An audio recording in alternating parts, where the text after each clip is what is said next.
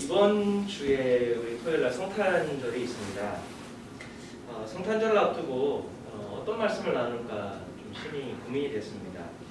성탄이니까 모든 교회들이 그렇게 하듯이 예수님의 성탄에 대한 부분을 나누어야 되지 않을까라는 생각도 했습니다. 그러다 문득 떠오른 게 우리가 지금 1년 동안 계속 예수님의 비유를 하는데 빵과 포도주의 비유하자면 예수님께서 자신의 몸을 빵과 포도주에 비유하셨으니까 이것 또한 예수님의 비유인데 이것이 떠올랐습니다. 근데 어떻게 보면 예수님께서 마지막 십자가를 앞두고 마지막 날 밤에 말씀하신 것이기 때문에 예수님의 탄생과는 전혀 어울리지 않는 것 같기도 합니다. 오히려 고난주간에 어울리는 것 같은 게 오늘 본문의 말씀입니다. 그런데 제 성격인지도 모르겠지만 이 말씀이 한번 이렇게 딱 꽂히고 나서 계속 맴도는 거예요. 그러면서 성탄주일에 이 말씀을 함께 나누면서 우리가 성찬을 같이 나누면 참 의미도 있고 또 성탄의 의미를 되새기는 게 아닐까 좀 그런 생각들을 해봤습니다. 왜냐하면 우리가 흔히 얘기하듯이 극과 극은 통합니다. 탄생과 죽음은 반대가 아니라 하나이기도 합니다. 왜 그럴까요? 탄생이 없다면 죽음이 없습니다. 그리고 어떤 생명의 탄생은 곧 그 사람이 살아가는 삶의 이유이기도 하고 곧 죽음의 이유이기도 합니다. 그래서 예수께서 마지막에 어떤 말씀을 하셨을까? 예수께서 마지막에 어떤 가르치셨음을 주셨을까를 살펴보면 예수님이 왜 이 땅에 오셨을지를 생각할 수도 있죠. 그리고 그 땅에 오신 이유대로 사셨을 것이고 마지막에도 그것을 강조하셨을 거라는 생각. 그래서 예수님의 이 땅에 오신 성육신의 의미가 더 명확하게 드러날 수도 있다라는 생각이 듭니다. 그렇게 본다면 예수께서 왜 그 마지막 죽음을 앞두고 제자들에게 마지막 가르침으로 자신을 빵과 포도주에 비유하셨을까? 할 말씀들이 많이 있잖아요. 그리고 우리가 유언이라고 하면 가장 중요한 것을 이야기합니다. 가장 마지막에는 가장 중요하고 가장 하고 싶은 말을 합니다. 근데 예수께서 마지막에 자신을 빵과 포도주에 비유하셨습니다.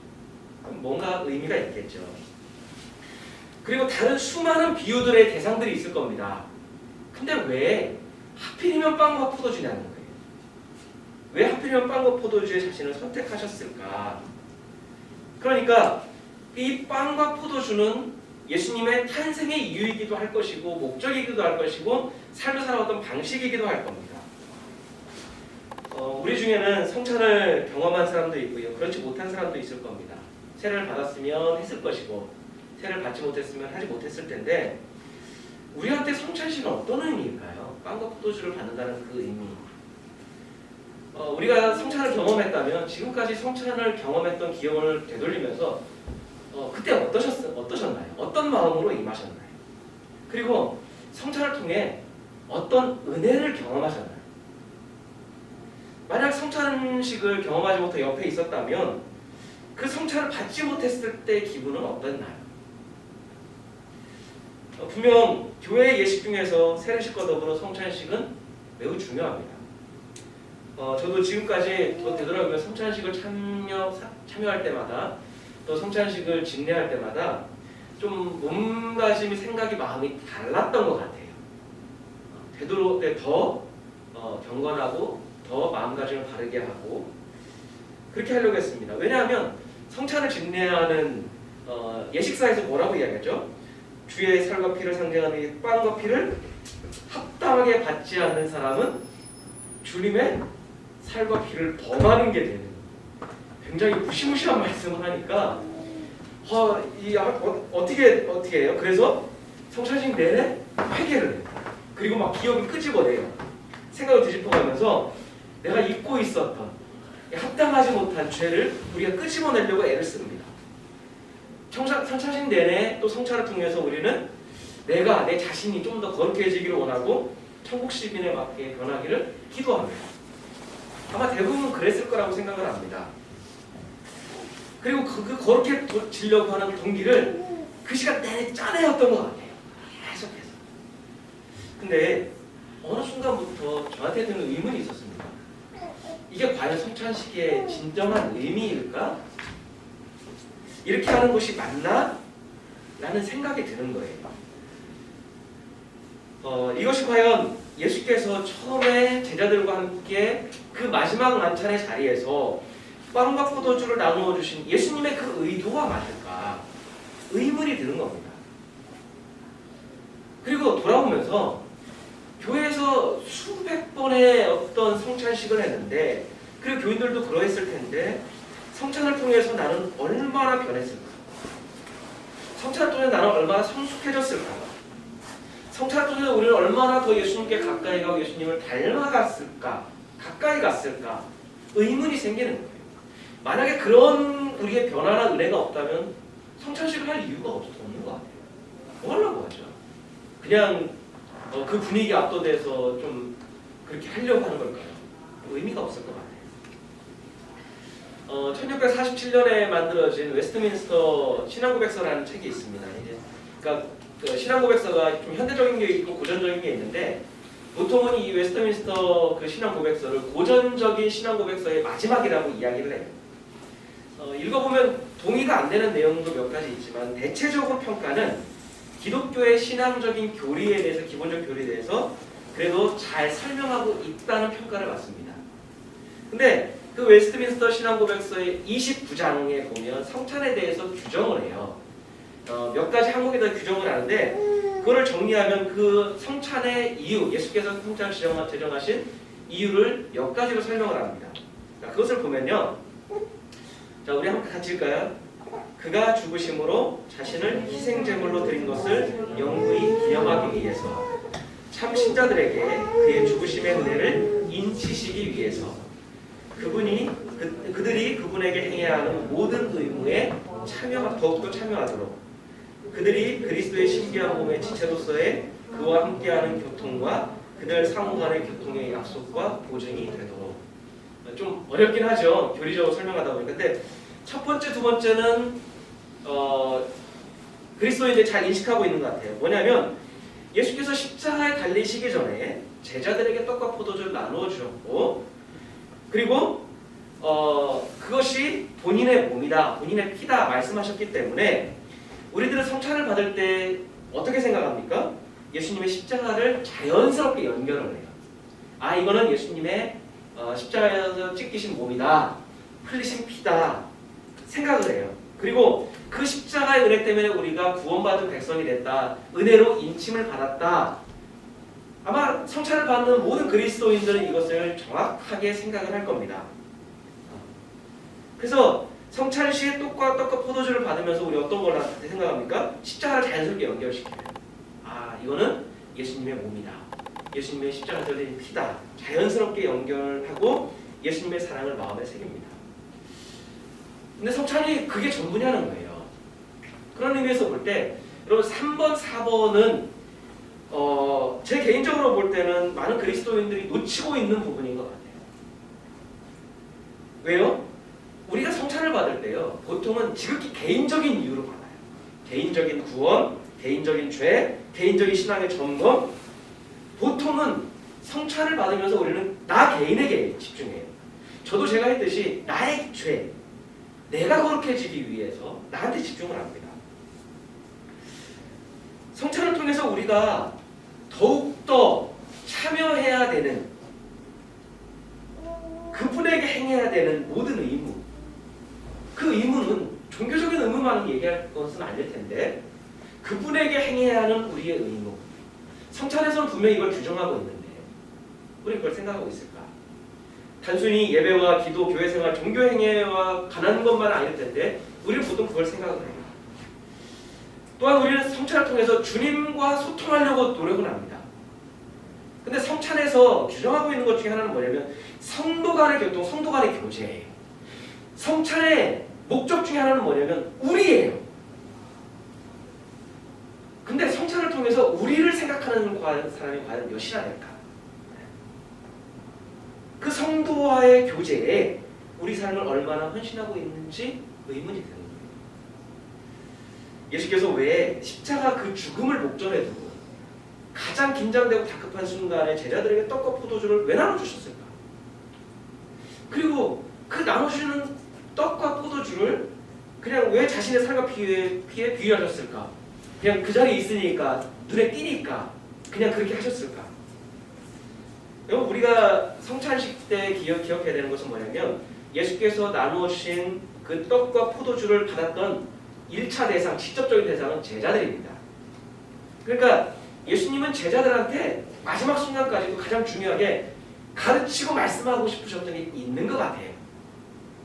그거를 말씀하셨던 거고, 이 복음서를 기록한 저자는 그때 예수님께서 말씀하셨던 그 깨달음을 기록한 거죠. 따라서 우리에게 가장 중요한 건 뭐예요? 지금의 우리가 의식화되고 교리화된 지금의 성찬, 우리가 그렇게 받고 있는 이 성찬 이전에 예수께서 떡과 포도주를 나누신 그 최초의 현장, 그 분위기, 예수님의 의도, 그 뭘까를 우리가 먼저 살펴보고 우리에게 적용을 해야 되죠. 자, 예수께서 십자가에 달리시기 전에 제자들과 모였는데 그때가 언제예요? 6월절입니다. 6월절을 앞두고 모였어요. 자, 우리가 알다시피 6월절은 어떤 날입니까? 이스라엘이 애굽의 이집트의 노예에서 오랜 노예 생활에서 하나님의 은혜로 해방된 것을 기념하는 절기입니다. 가장 중요한 명절이에요. 우리가 보통 명절이라고 하면 어때요? 상다리를 부러지게 차리고 그리고 넘치도록, 아무리 어려운 집안도 명절이 되면 떡이라도 해야 돼요. 그게 명절입니다. 평소와 다르게 먹고 즐기는 날입니다. 그런데 6월절은 음식이 정해져 있는데요. 평소보다 못해요. 뭐예요? 6월절 음식에 나오는 게 그나마 나오는 게 양고기 나오지만 뭐가 있습니까? 쓴나물을 먹어야 돼요. 그리고 평소에는 맛있는 빵을 먹는데 그날은 발효되지 않은 딱딱한 무교병을 먹어야 돼요. 이게 6월절 음식입니다. 그리고 성경에는 그 6월절 음식을 남기면 안 된다고 되어 있어요. 그래서 과하게 차릴 수도 없습니다. 만약에 넉넉하게 차린다면 이웃과 나누는 정도지 남아서 뭐 배부르게 할 만큼 이제 준비하지 않아요. 그렇게 6월절 식사에 준비된 식사를 하는데 예수님께서 이렇게 말씀하세요. 누가복음 오늘 22장 15절 말씀 같이 읽겠습니다. 예수께서 그들에게 말씀하셨다. 내가 고난을 당하기 전에 너희와 함께 이 6월절 음식을 먹기를 참으로 간절히 바랬다. 그러니까 예수님이 지금 눈앞에 당장 보이기 때문에 빵과 포도주의 비유를 하신 게 아니라 예수님은 계속 생각하고 계셨던 거예요. 내가 십자가 달리기 전에 얘네들하고 이 6월절 음식을 먹어야 되는데, 그리고 그 6월절 음식을 통해서 뭔가 말씀하시고 싶으셨던 거죠. 그러니까 여기에는 예수님의 그 간절함, 의도, 분명한 의도와 목적이 있다는 걸 우리가 알게 돼요. 도대체 이들에게 어떤 일이 있었길래, 어떤 사건이 있었길래 예수님이 그거를 계속 기다리셨을까요? 성경을 살펴보면 예수께서 제자들과 함께 예루살렘으로 들어오시기 직전에 한 가지 사건이 발생합니다. 야고보와 요한이 예수님께 이렇게 이야기해요. 마가복음 1장 35절에 보면 그들이 그에게 대답하였다. 선생님께서 영광을 받으실 때에 하나는 선생님의 오른쪽에, 하나는 선생님의 왼쪽에 앉게 해 주십시오. 한마디로 인사청탁이죠. 그러니까 제자들은 지금 예수님께서 자신들을 데리고 예루살렘으로 가시는 이유를 오해하고 있는 거예요. 뭐예요? 예수님께서 그 수많은 추종자들을 선동해서 반란을 일으키시고 로마의 그 지배와 부패한 지도자들로부터 우리를 해방시켜 주실 것이다. 예수님이 3년 동안 하신 사역은 그런 의미다라고 오해를 합니다. 그러니까 그들이 생각하는 영광은요, 우리가 생각하는 지금 보고 있는 영광과 다른, 그들의 영광은 뭡니까? 로마에서 해방되는 것이고 그걸 통해서 뭔가 세상이 뒤집어지는 거예요. 그렇다면 예수님께서 그런 일을 행하실 때 가장 혜택을 받는 사람이 누굴까요? 3년 동안 모든 것을 포기하고 예수님을 따랐던 자신들한테 가장 많은 혜택, 가장 좋은 혜택이 떨어질 거예요. 누구보다 제일 좋은 자리에 앉을 수 있습니다. 그 영광의 순간을 앞두고 가슴이 설레죠. 그러니까 다른 제자들이 말하기 전에 야고보와 요한이 형제가 선수를 치는 거예요. 예수께 제일 먼저 인사청탁을 하는 겁니다. 우리의 형제를 좌우에 앉혀주십시오. 인사청탁을 하는 거죠.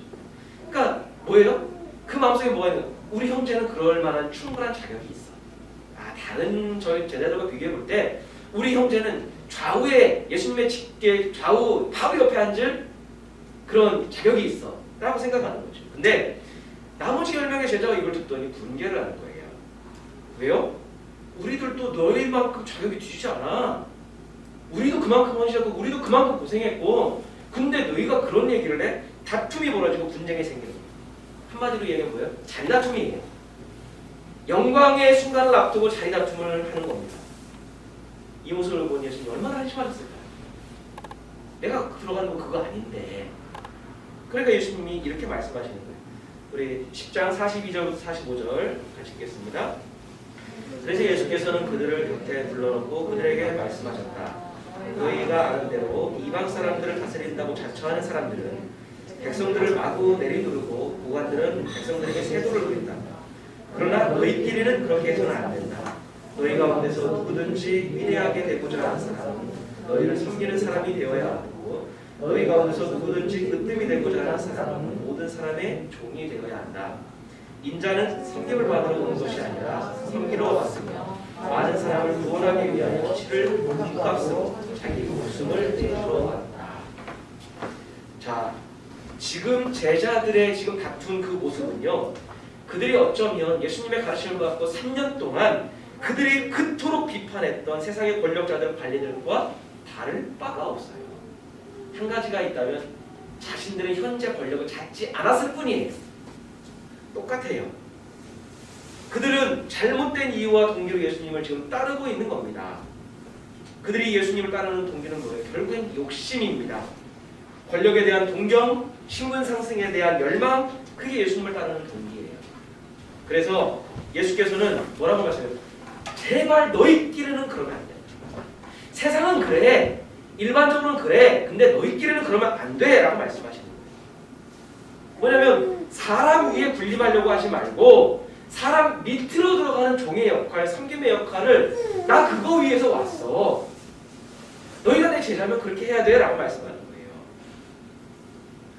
여러분 지금 예수님께서 예루살렘으로 가시는 목적도 힘으로, 인기로 그 뒤엎으려고 가시는 게 아니잖아요. 살펴보니까 그렇게 해서는 아무런 효과가 없어요. 진정한 구원을 위해서는 자신의 목숨을 내주러 가시는 겁니다.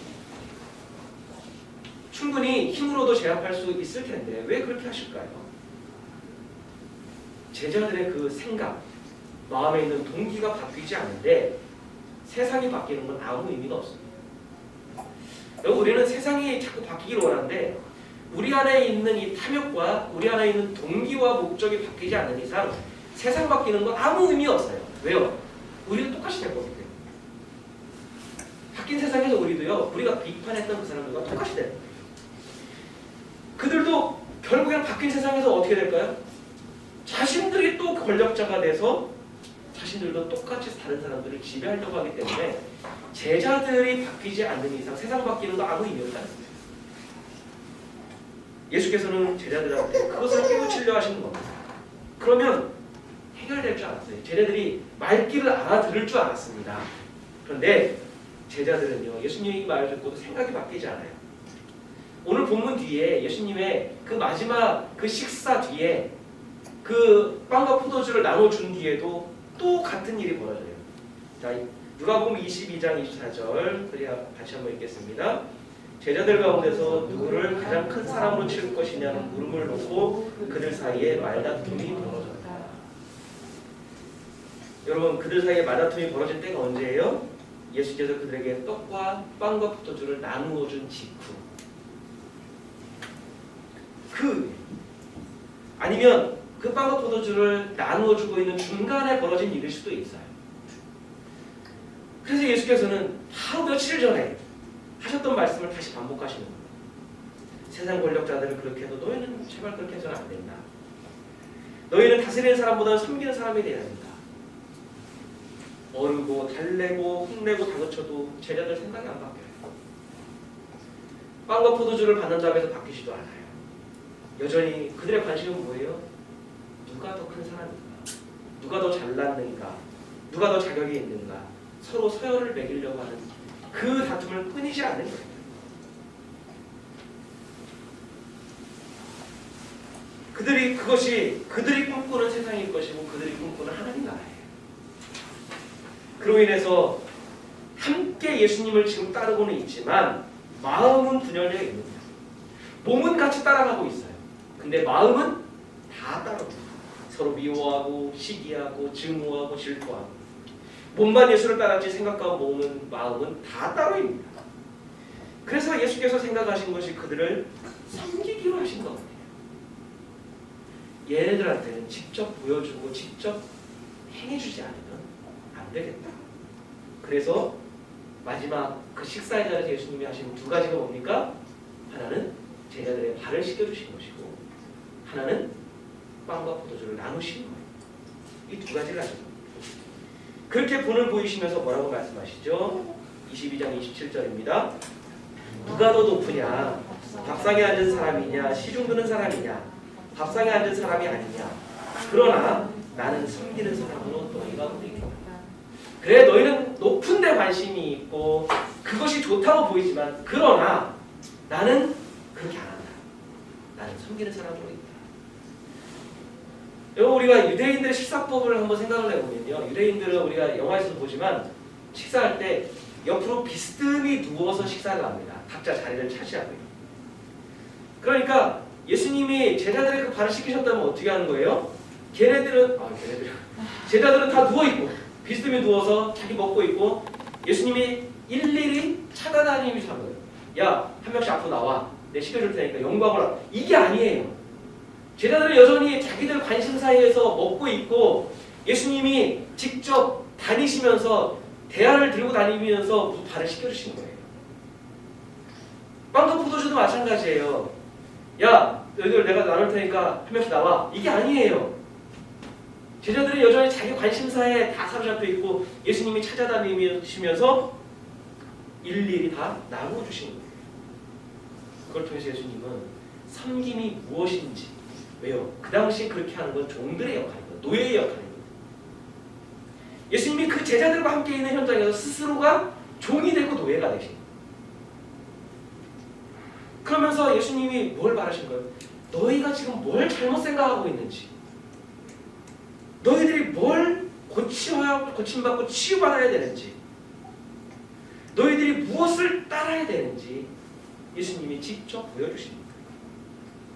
그러니까 예수님이 빵과 포도주를 나눠주신 우리가 성찬이라고 부르는 의미도 마찬가지예요. 그럼 그 부분을 우리가 다시 한번 읽어보겠습니다. 예수께서는 또 빵을 들어서 감사를 드리신 다음에 떼어서 그들에게 주시고 말씀하셨다. 이것은 너희를 위하여 주신 내 몸이라. 이것을 행하여 나를 기억하여라. 그리고 저녁을 먹은 뒤에 잔을 그와 같이 하시고서 말씀하셨다. 이 잔은 너희를 위하여 흘리는 내 피로 세우는 새 언약이라. 우리는 무조건 이 본문을 십자가하고만 연결시키는데요, 십자가에만 한정된 본문은 아닙니다. 그럼 빵을 떼어주시면서 지금 제자들에게 필요한 건 제자들이 십자가를 몰라요. 그러니까 이 말씀을 십자가로만 우리가 지금의 모든 결과를 알고 있는 우리가 그렇게 해석을 해버리면 제자들에게 왜 말씀하셨는지, 제자들은 어떤 마음으로 받았는지 우리가 그것에서 벗어날 수 있어요. 그러니까 빵을 떼어주시면서 이게 내 몸이다. 그러니까 너희가 나중에 빵을 떼서 먹을 때마다 이 장면을, 이 순간을 기억해라고 하신 그 말씀은 뭘까요? 포도주를 나눠주면서 이게 내가 너희를 위해서 흘리는 피인데 너희가 나중에 이 포도주를 나눌 때마다 너희가 이 장면, 이 순간을 좀 기억해라, 기념해라. 그게 무슨 의미냐는 거죠. 그러니까 우리는 너희를 위하여 라고 나오니까 이거는 그냥 무조건 십자가 이렇게 생각하는 거예요. 단순히 십자가에 달리신 예수님의 육신, 흘린 피, 구원만 상징하지 않는다. 왜 그럴까요? 지금 제자들의 현재 상태가 어떻습니까? 욕심에 사로잡히고 탐욕과 권력에 눈이 어두워서 서로를 공격하고 분열하고 다투는 제자들한테 변화와 돌이킴과 깨우침 없이 십자가 구원은 아무런 의미가 없어요. 우리도 마찬가지겠죠. 성찬을 받으면서 우리가 소위 예수님의 살과 피를 받는, 살과 피라는 성찬을 받으면서 우리의 생각, 마음, 우리의 탐욕, 이 모든 것들이 바뀌지 않는다면 이게 무슨 의미예요?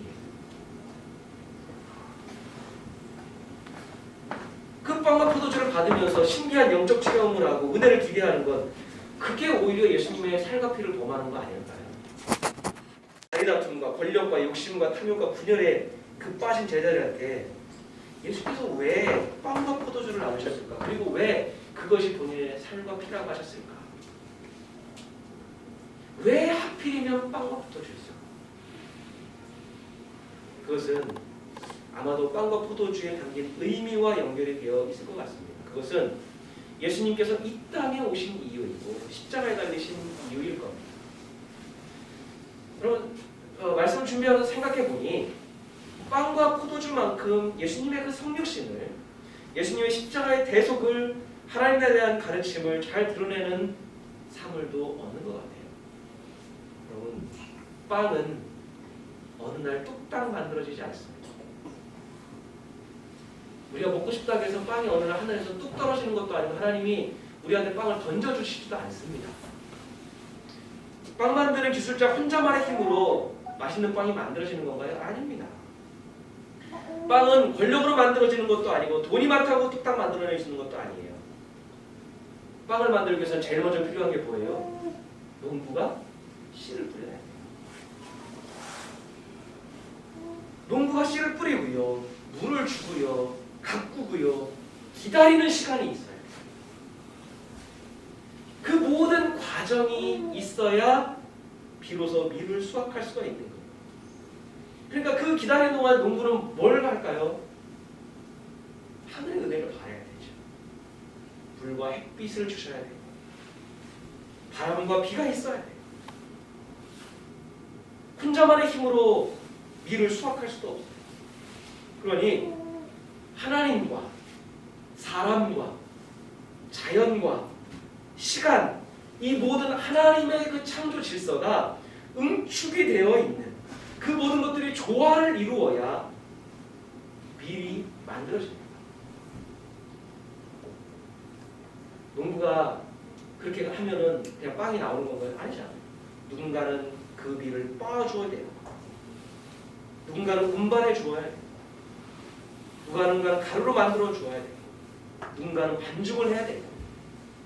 누군가는 그 맛있는 길로 빵을 만들어야 돼요. 여러분, 이 빵 하나가 나오기까지 수많은 사람들의 삶과 노력과 손길이 필요해요. 그 모든 사람들의 삶과 시간이 합쳐지고 조화를 이루어야 비로소 이 빵이라고 하나가 나오는 거예요. 빵에는 하나님의 손길도 담겨있고 수많은 사람의 삶도 담겨있습니다. 따라서 우리는 빵을 나누면서 뭘 느끼는 걸까요? 나 혼자만의 힘으로 살아갈 수 없다. 나 잘났다고, 내가 높다고 살아갈 수 있는 게 아니라, 내가 잘나면 내 삶을 살아가는 게 아니라 나의 삶은 누군가와 연결이 되어 있다. 이 빵 하나는 단순한 삶의 먹거리가 아닙니다. 이 빵 하나에 하나님의 창조의 질서와 손길이 담겨 있고요, 수많은 사람들의 섬김이 담겨 있는 거예요. 그러니까 우리는 그 빵을 먹어서 어떻게 해요? 저들의 삶이 무너지면 내 삶도 무너진다. 이 중에서 어느 한 단계의 삶이 무너지면 우리는 빵을 먹을 수가 없는 거예요. 우리 모두 다 주 안에서 연결되어 있는 생명들이다. 포도주도 마찬가지죠. 어느 날 포도주가 뚝딱 만들어지나요? 하늘에서 뚝딱 만들어지나요? 농부가 씨를 뿌리고 나무를 가꾸어야 되고 나무가 자라고 열매를 맺기까지 동일하게 하늘의 은총이 필요해요. 아무리 인간이 노력하고 애써도 하나님께서 날씨와 시간과 모든 것들을 맞춰주지 않으면 포도주가 나오지 않아요. 누군가는 수확을 도와줘야 돼요. 누군가는 집을 짜줘야 돼요. 누군가는 보관을 해줘야 돼요. 그리고 포도주가 만들어지기까지 발효되어야 돼요. 적당한 햇빛과 온도와 바람과 습도가 맞추어질 때 포도주가 나옵니다. 심지어 발효를 할 때는 눈에 보이지 않는 하나님이 만드신 그 미생물의 작용까지도 필요해요. 눈에 보이지 않는 그것까지 작용을 해야 비로소 포도주가 나와요. 여러분, 우리가 홀짝 한 모금 마실 수 있다고 해서 별거 아니네, 대수롭지 않네, 그렇게 여길 수도 있는 대상이 포도주가 아니라는 거예요. 그 포도주 한 잔에는 하나님의 모든 창조 질서가 담겨 있고 이 포도주 안에는 인생 모든 사람들의 인생이 담겨 있고 그들의 삶이 다 연결이 되어 있는 거예요. 그러니 그 빵과 포도주를 먹으면서 내 독선과 내 탐욕이 어떻게 자리 잡을 수 있을까요? 내가 잘나서 먹는 거야. 내가 더 위에 있어. 내가 더 자격이 있어. 이걸 대하면서 어떻게 그걸 생각할 수가 있어요? 우리가 너무 돈으로 쉽게 먹고 쉽게 해야 하기 때문에 하찮게 여기지만 여기까지 올라오기까지의 그 인생 중에 어느 누구의 삶이 딱 끊어지는 순간에 우리는 이것을 먹을 수가 없어요.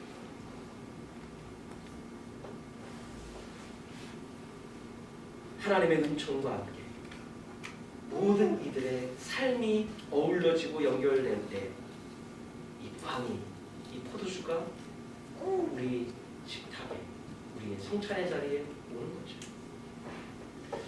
그러니 예수께서 그 십자가 대속의 죽음을 앞두고 그 마지막 만찬에서 왜 빵과 포도주를 자신의 삶에, 자신의 살과 피에 비유하셨는지가 드러나는 거죠. 예수께서는 이 땅에 임하셨어요. 성육신하셨어요. 이 땅과 별개가 아니라 이 땅에 속하셨어요. 빵과 포도주는 모두가 하나님 안에서 연결되어 있는 존귀한 생명의 존재라는 것을 드러냅니다. 세상의 모든 존재는, 모든 사람은 하나님 안에서 하나, 한 몸이라는 것을 느끼게 해주는 거죠. 빵과 포도주를 함께 나누면서 우리는 주님 안에서 우리 서로가 서로를 섬겨야 되는 귀중하고 가치 있는 존재라는 것을 다시 한번 확인하는 거예요. 나한테 몰입하는 게 아니에요. 어느 누구의 이웃에 함께하는 우리 공동체에서 어느 누구의 삶이 무너진다면 빵과 그 포도주의 이 순환도 무너지고 어느 하나님 나라도 허물어진다는 것을 몸소 깨닫고 느끼는 현장이 바로 성찬식인 거예요. 나한테 몰입하는 순간이 아니라는 거지. 누가 더 큰 사람인지, 누가 더 높은 사람인지, 누가 더 잘난 사람인지 비교하고 재려는 우리의 성향, 우리의 본능, 그 의식이 깨어지는 은혜의 순간이 성찬식의 자리입니다.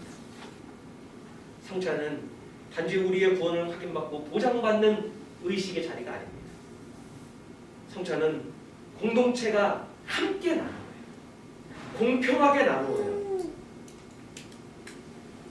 성찬을 나누는 우리 안에는 어떤 차별도, 증오도, 다툼도, 분열도 있어서는 안 된다는 것을 몸소 깨닫고 다짐하고 하는 자리가 바로 성찬의 자리입니다. 그래서 성찬의 가장 큰 효과가 뭘까요? 우리가 주 안에서 하나라는 사실을 깨닫는 거예요. 그래서 예수께서 제자들한테 몸과 피를 빵과 포도주에 비유하십니다.